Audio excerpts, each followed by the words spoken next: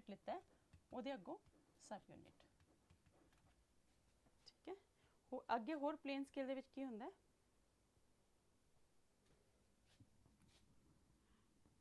It is used to represent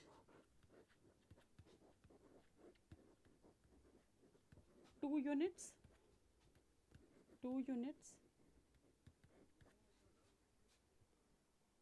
or 1 unit and its fraction, or 1 unit and its fraction।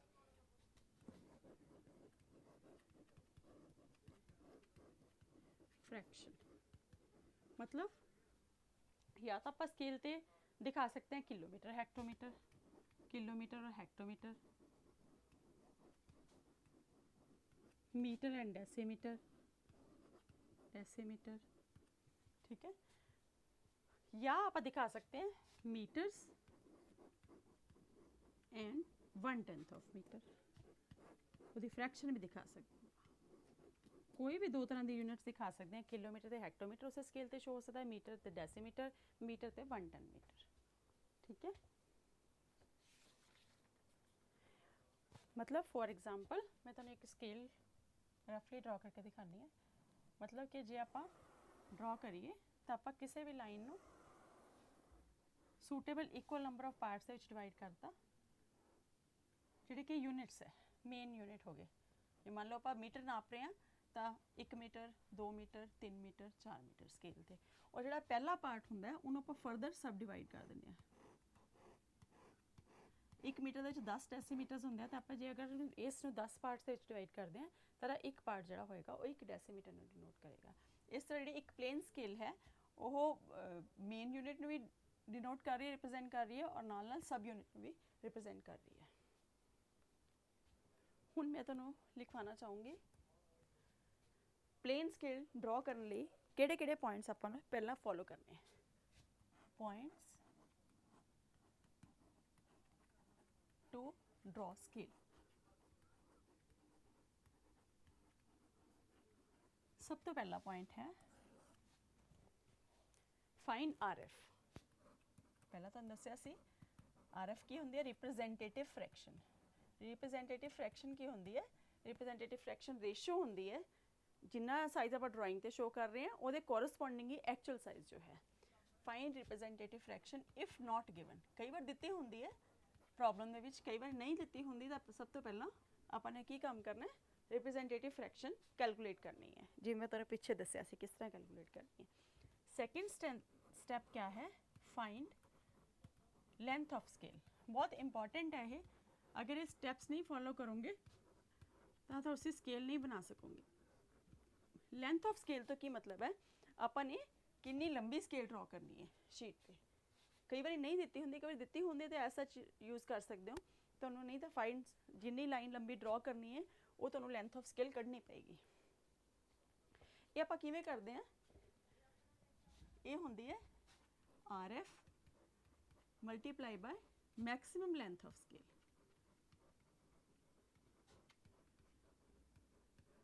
Maximum length of scale तो की मतलब है, ਤੁਹਾਨੂੰ ਕਈ ਵਾਰੀ ਪ੍ਰੋਬਲਮ ਦੇ ਵਿੱਚ ਦਿੱਤਾ ਹੁੰਦਾ ਵੀ ਆਪਾਂ ਨੇ ਮੈਕਸਿਮਮ 6 ਮੀਟਰ ਦਾ ਡਿਸਟੈਂਸ ਨਾਪਣਾ ਹੈ, ਜਾਂ ਮੈਕਸਿਮਮ 6 ਕਿਲੋਮੀਟਰ ਜਾਂ ਮੈਕਸਿਮਮ 5 ਕਿਲੋਮੀਟਰ ਦਾ ਡਿਸਟੈਂਸ ਨਾਪਣਾ ਹੈ, ਤਾਂ ਆਪਾਂ ਨੂੰ ਮੈਕਸਿਮਮ ਲੈਂਥ ਪਤਾ ਹੋਣੀ ਚਾਹੀਦੀ ਹੈ। ਜਿਹੜੀ ਮੈਕਸਿਮਮ ਲੈਂਥ ਆਫ ਸਕੇਲ ਹੈ ਉਹ ਜਿਹੜੀ ਲੈਂਥ ਆਫ ਸਕੇਲ ਆਪਾਂ ਕੱਢਣੀ ਹੈ ਉਸ ਯੂਨਿਟਸ ਦੇ ਵਿੱਚ ਹੋਣੀ ਚਾਹੀਦੀ ਹੈ। Representative fraction multiply by maximum length of scale, ਮਤਲਬ ਕਿੰਨੀ ਆਪਾਂ ਨੇ ਮੈਕਸਿਮਮ ਸਕੇਲ ਨਾਪਣੀ ਹੈ, ਐਕਚੁਅਲ ਆਬਜੈਕਟ ਦੀ ਸਾਈਜ਼ ਕਿੰਨਾ ਹੈ ਉਹ ਆਪਾਂ ਨੇ ਕਿੰਨਾ ਨਾਪਣਾ ਹੈ।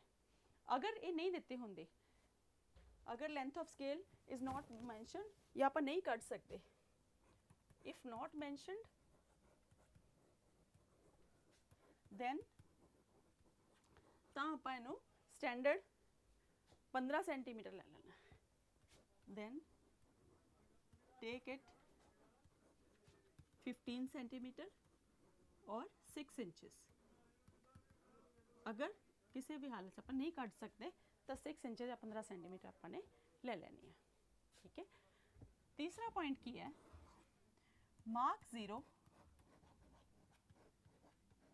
0।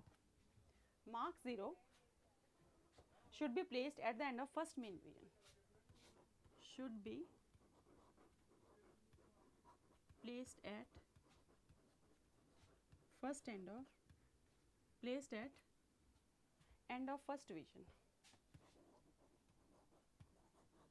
end of first main division, first main division। मान लो अगर तुसी कोई लाइन ड्रॉ की है स्केल बनाने ਲਈ, ਤੁਸੀਂ मैक्सिमम लेंथ ऑफ स्केल ਕੱਢ ਲਈ, RF ਕੱਢ ਲਈ, मैक्सिमम लेंथ ऑफ स्केल मान लो ਤੁਸੀਂ AB line the length maximum length of scale 15 centimetre ਕੱਢ ਲਈ, ठीक है। ਇਹਨੂੰ ਤੁਸੀਂ ਇਕੁਅਲ ਮੰਨ ਲਓ 6 ਪਾਰਟਸ ਵਿੱਚ ਡਿਵਾਈਡ ਕੀਤਾ, 1 2 3 4 5 6 ਪਾਰਟਸ ਵਿੱਚ ਡਿਵਾਈਡ ਕੀਤਾ।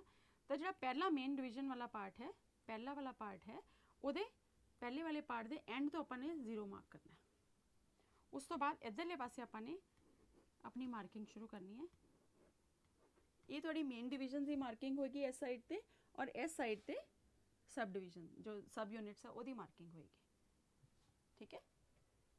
उस तो बाद की करना है, main units should be numbered to the right, main units should be numbered to the right, जिवें मैं तुहानूं दस्सिया कि 0 के राइट वाली साइड ते मेन डिविजन के नंबर लगाने हैं,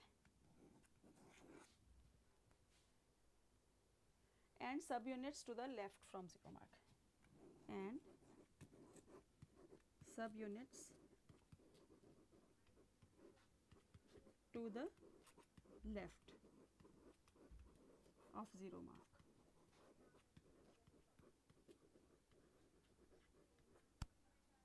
मतलब कि जे जी सब डिविजन है वो आप मार्क इधर लगाने हैं, इधरों आप नंबरिंग शुरू करांगे 1 2 3 4 5 6 7, इधरले पासे सब यूनिट्स है, इधरले पासे मेन यूनिट्स है, इधर मेन यूनिट्स इधर सब यूनिट्स।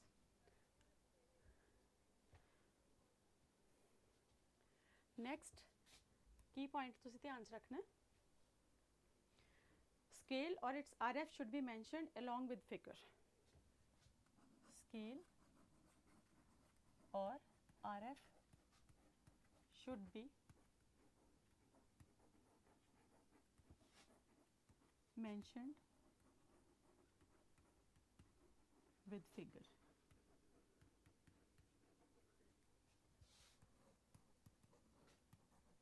मतलब कि जे आ फिगर बनाइए ये नाल तुहानूं एक साइड ते इत्थे RF मैंशन करनी पेगी, ठीक है। फिर क्या है, name of main unit and sub units should be mention इधर बिलो और at the respective ends of the scale. Name of units and sub units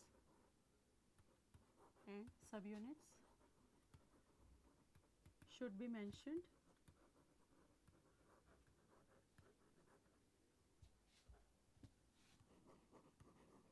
mentioned below or above the scale। तो मान लो कोई स्केल ड्रॉ की तुसी, कोई भी scale है,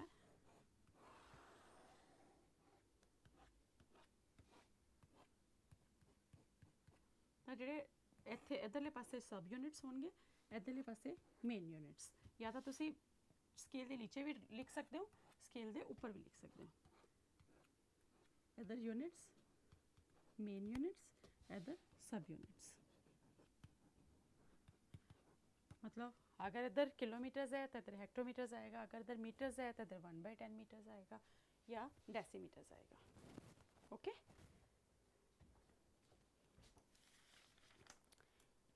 हुण तुहानूं सब नूं समझ आ गया किवें किहड़े पॉइंट्स पहला, सब तो पहला पॉइंट की सीगा, आपां ने RF फाइंड करनी है। अगर RF नहीं देती हुई, रिप्रेजेंटेटिव फ्रैक्शन नहीं देती हुई, रिप्रेजेंटेटिव फ्रैक्शन फाइंड करो, फिर length of the scale find करो। लेंथ ऑफ स्केल मतलब कितनी लंबी लाइन ड्रॉ करनी है, कितनी लंबी स्केल ड्रॉ करनी है, ਉਹਦੇ ਲਈ ਤੁਸੀਂ ਫਾਰਮੂਲਾ ਲਗਾਓਗੇ representative fraction multiplied by maximum length of scale, ਕਿੰਨੀ ਮੈਕਸਿਮਮ ਆਪਾਂ ਨੇ ਨਾਪਣਾ ਉਸ ਦਾ ਡਿਸਟੈਂਸ। ਫਿਰ ਅਗਰ ਨਹੀਂ ਮੈਂਸ਼ਨ ਕੀਤਾ ਹੋਇਆ ਤਾਂ ਤੁਸੀਂ ਇਹਨੂੰ 15 ਸੈਂਟੀਮੀਟਰ ਲੰਬੀ ਲਾਈਨ ਲੈ ਸਕਦੇ ਹੋ। ਫਿਰ ਤੁਸੀਂ ਕੀ ਕਰਨਾ ਹੈ, ਜਿਹੜਾ 0 ਮਾਰਕ ਹੈ, mark 0 at the end of first main division, ਪਹਿਲੀ ਮੇਨ ਡਿਵੀਜ਼ਨ ਤੋਂ ਬਾਅਦ 0 ਮਾਰਕ ਲਗਾਉਣਾ ਹੈ। ਉਸ ਤੋਂ ਬਾਅਦ ਜਿਹੜੇ ਇੱਧਰਲੇ ਪਾਸੇ 0 ਦੇ ਰਾਈਟ ਹੈਂਡ ਸਾਈਡ 'ਤੇ ਮੇਨ ਯੂਨਿਟਸ ਦੀ ਡਾਇਮੈਂਸ਼ਨ ਲਿਖਣੀ ਹੈ ਵੈਲਿਊ, ਔਰ ਲੈਫਟ ਸਾਈਡ 'ਤੇ ਸਬ ਡਿਵੀਜ਼ਨ ਸਬ ਯੂਨਿਟਸ 'ਤੇ ਲਿਖਣੀ ਹੈ ਡਾਇਮੈਂਸ਼ਨਸ। ਫਿਰ RF ਵੀ ਮੈਂਸ਼ਨ ਕਰਨੀ ਹੈ ਨਾਲ, ਜਿਹੜੀ ਸਕੇਲ ਬਣਾਈ ਹੈ ਉਹਦੇ ਨਾਲ RF ਵੀ ਮੈਂਸ਼ਨ ਕਰੋ, ਔਰ ਯੂਨਿਟਸ ਔਰ ਸਬ ਯੂਨਿਟਸ ਜਿਹੜੇ ਹੈ ਉਹਦੇ ਨਾਮ ਤੁਸੀਂ ਸਕੇਲ ਦੇ ਬਿਲੋ ਜਾਂ ਅਬਵ ਕਿਤੇ ਵੀ ਦੇ ਸਕਦੇ ਹੋ। ਇੰਨੀ ਗੱਲ ਸਮਝ ਆ ਗਈ ਤਾਂ ਆਪਾਂ ਹੁਣ ਪ੍ਰੋਬਲਮਸ ਡਿਸਕਸ ਕਰਦੇ ਹਾਂ। ਇੱਕ ਪ੍ਰੋਬਲਮ ਆਪਾਂ ਪਹਿਲਾਂ ਡਿਸਕਸ ਕਰਦੇ ਹਾਂ ਪਲੇਨ ਸਕੇਲ ਦੀ। ਪ੍ਰੋਬਲਮ ਲਿਖੋ, construct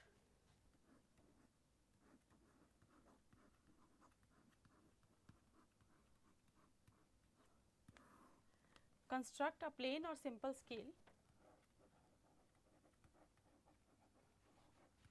construct a plain or simple scale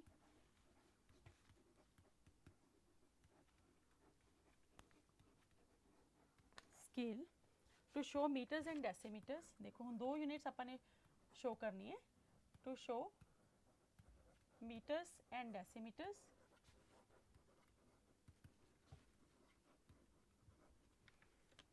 when 1 meter is represented by 2.5 centimeter, when 1 meter actual distance हो गया, is represented by 2.5 centimeters। मतलब 2.5 सेंटीमीटर अगर आप लाइन ड्राइंग ते ड्रॉ करते हैं तो एक्चुअली 1 मीटर के बराबर होएगी। And long enough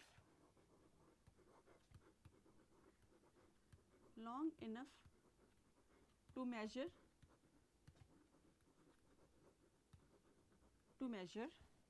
up to 6 meters।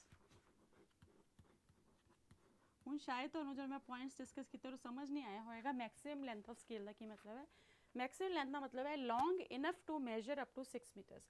ਮਤਲਬ ਇੰਨੀ ਵੱਡੀ ਸਕੇਲ ਆਪਾਂ ਨੇ ਡਰਾ ਕਰਨੀ ਹੈ ਕੋਈ 6 ਮੀਟਰ ਘੱਟੋ ਘੱਟ ਨਾਪ ਸਕੇ, ਤਾਂ ਆਪਣੇ ਕੋਲ ਮੈਕਸਿਮਮ ਲੈਂਥ ਆਫ ਸਕੇਲ ਜਿਹੜੀ ਹੈ ਉਹ 6 ਮੀਟਰਸ ਹੈ। ਠੀਕ ਹੈ, ਹੁਣ ਆਪਾਂ ਸੋਲਿਊਸ਼ਨ ਇਹਦਾ ਕਰਦੇ ਹਾਂ। ਸਭ ਤੋਂ ਪਹਿਲਾ ਪੁਆਇੰਟ ਧਿਆਨ 'ਚ ਲੈ ਕੇ ਆਓ, ਕੀ ਕਰਨਾ ਆਪਾਂ ਨੇ, ਪਹਿਲਾ ਸਟੈਪ ਕੀ ਹੈ, ਸਭ ਤੋਂ ਪਹਿਲਾਂ ਆਪਾਂ ਨੇ RF ਫਾਈਂਡ ਕਰਨੀ ਹੈ, representative fraction. Step 1 representative fraction ਆਪਾਂ ਕਿਵੇਂ ਕਰਦੇ ਸੀ, distance on drawing sheet, distance on drawing sheet 2.5 centimetre है, एक्चुअल डिस्टेंस की है 1 मीटर। ਹੁਣ ਫਿਰ ਵੀ ਤੁਹਾਨੂੰ ਕੀ ਦੱਸਿਆ ਸੀ, यूनिट सेम होने चाहिए दोनों ਦੇ, ऊपर सेंटीमीटर है तो नीचे भी सेंटीमीटर च कन्वर्ट कर लो, 1 × 10 × 10 ये कितना हो गया 2.5/100। जे आप ये पॉइंट भी ला दें 1/40, तो अपनी RF कितनी होगी 1/40, स्केल कितनी होगी 1:40। ओके, इत्थे तक क्लीयर हो गया। हुण सैकेंड स्टैप मैं तुहानूं की दस्सिया सी, लेंथ ऑफ द स्केल आपां ने कितनी लंबी लाइन ड्रॉ करनी है, कितनी लंबी स्केल ड्रॉ करनी है, आपां नूं कढना पऊगा तां ही आपां स्केल बनानी शुरू करांगे ना। ਉਹਦਾ ਕੀ ਫਾਰਮੂਲਾ ਸੀ, RF × maximum length of scale.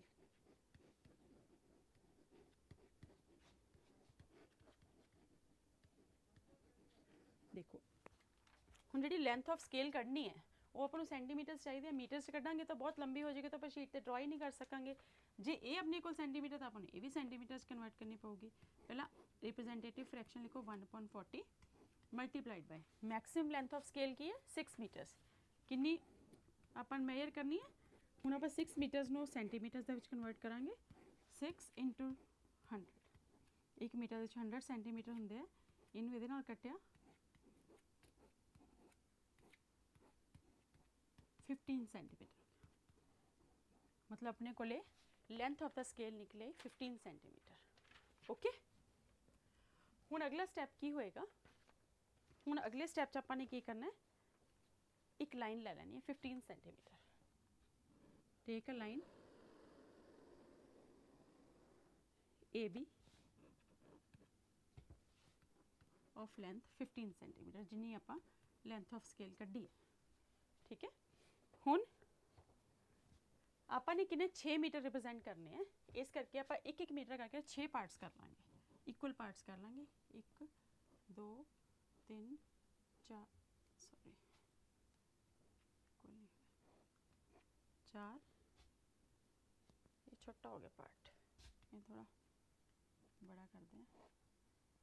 4 5 6 6 parts कर ली। ਇਹਦਾ ਤਰੀਕਾ ਇਹ ਵੀ ਹੈ, ਇੱਕ ਤੁਸੀਂ ਪਹਿਲਾਂ ਕੰਸਟਰਕਸ਼ਨ ਦੇ ਵਿੱਚ ਪੜਿਆ ਹੋਊਗਾ, ਕੋਈ ਵੀ ਜਿਹੜੀ ਲਾਈਨ ਦੇ ਇਕੁਅਲ ਪਾਰਟ ਕਰਨੇ ਆ ਉਸ ਤੇ ਕੋਈ ਵੀ ਐਕਿਊਟ ਐਂਗਲ ਬਣਾ ਲਓ। ਐਕਿਊਟ ਮਤਲਬ 90 ਡਿਗਰੀ ਤੋਂ ਘੱਟ ਹੋਵੇ, 30 ਦਾ ਬਣਾ ਲਓ, 60 ਦਾ ਬਣਾ ਲਓ, ਐਕਿਊਟ ਐਂਗਲ ਬਣਾ ਲਓ, ਕਿੰਨੀ ਵੀ ਲੈਂਥ ਲੈ ਲਓ ਉਹਦੀ, ਠੀਕ ਹੈ।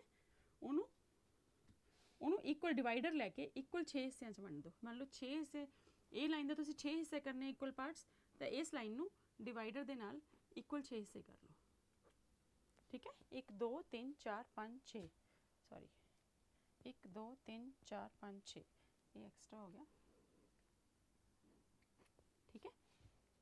जिन्ने तुसी इस लाइन के हिस्से करने हैं, इस ते वो डिवाइडर नाल मार्क कर लो। जिहड़ा एंड वाला हिस्सा है वो एंड वाले हिस्से नाल मिलाओ, इहदे पैरेलल फिर इत्थों लाइन्स ड्रॉ कर दे दो। मतलब जो आपने एंड वाला हिस्सा एंड वाले हिस्से नाल मिलाया सी, ਉਹਦੇ पैरेलल ये वाली डिवीजन्स तो लाइन्स ड्रॉ करते जाओ, तो अपने कोले इक्वल डिवीजन्स आ जाएंगे, लाइन इक्वल पार्ट्स में डिवाइड हो जाएगी। हुण मार्क करना अपने पहले पार्ट के एंड के अपने 0 मार्क करना है मेन यूनिट्स वास्ते। मेन यूनिट पहले 1 2 3 4 5 इधरले पासे मीटर्स आप रखांगे। हुण जिहड़ा पहला पार्ट है उन्होंने आप सब डिवीजन करनी है। आपने की नापना सी, प्रॉब्लम दे विच की सीगा, प्रॉब्लम दे विच क्या सीगा, simple scale to show metres and decimetres, okay. हुण मीटर्स लिए तो आपने यहाँ मेन डिवीजन्स रख लिया। हुण पहले पार्ट को मैं डेसीमीटर्स दे विच डिवाइड करना है। इसका भी उही तरीका अपनाओ, कोई भी लाइन ले लो, 1 मीटर च 10 डेसीमीटर होंगे ना, इन्हूं 10 इक्वल पार्ट्स डिवाइड कर लो,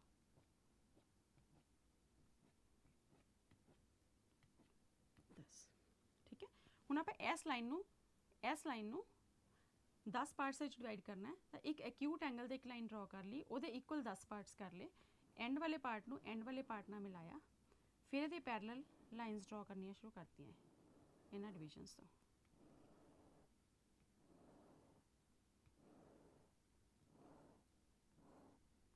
ओके, हुण जिहड़ी आह वाली लाइन सीगी ये 10 इक्वल पार्ट्स दे विच डिवाइड हो गई। हुण आपां की करांगे, एक रैक्टेंगल बना लांगे। ए बी लाइन तो पहले ही सी, ए बी सी डी, ये आप मेन डिवीजन्स इस तरह मार्क कर लांगे। हुण जिहड़ियां सब डिवीजन्स मार्क कीतियां सीगियां 2 4 6 8 10, हुण इत्थे आपां लिख सकते हैं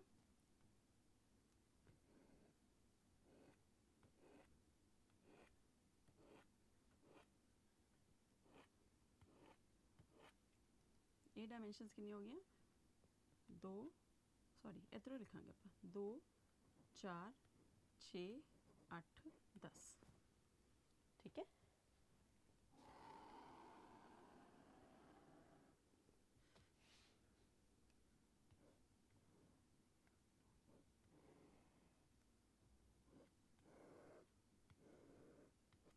ये सब डिविजन्स हो गए, ठीक है। इनू सब डिविजन्स डिवाइड करके ये थोड़ी एक स्केल तैयार होगी। ये इत्थे RF मार्क करना है, इत्थे units and sub units mark करनी है।